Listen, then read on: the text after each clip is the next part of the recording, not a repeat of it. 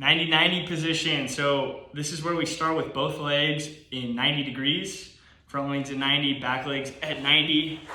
What we don't want to see is a 45-degree angle or a 45-degree angle. So check your geometry, make sure you got 90s in both legs, and then we're going to take our chest and we're going to rotate towards the front knee. Now from the front view, the first place to put this outside hand is right to the side, and you can use it as what we call a kickstand. Now if you cramp in this part of your back hip, that's okay. Those are the internal rotators of your back hip that are working. They're just getting into position. So try to fight that cramp, try to just breathe into it. Those muscles are just engaging. It's not a bad thing. Now, holding this position is good for that very reason. We turn on the internal rotators of the back hip. You can work on pushing that back knee down and just building comfort right here. Eventually we want to be able to go up with no hands. Now, usually what happens is people are so tight in the outside of their front hip that they can't hold this with any control, and they're very weak back here. So the first step is just holding this position, getting comfortable there. The next step is trying to lean in and trying to bring the chest towards the front knee. As we do that, we're gonna stretch the outside of the front hip.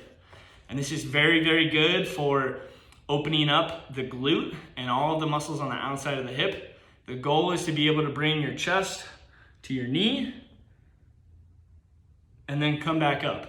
Now, the time frame that we want to hold this for, something is better than nothing, but 90 seconds is the gold standard that we want to build up to. Okay, from the side view,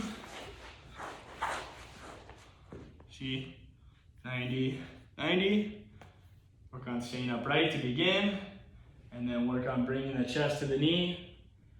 So when you see 90-90 is a stretch, it's leaning in, try to open up the outside of that front hip. Eventually you can come into the pigeon stretch where you straighten out your back leg and then rotate your back hip forwards and then lean in.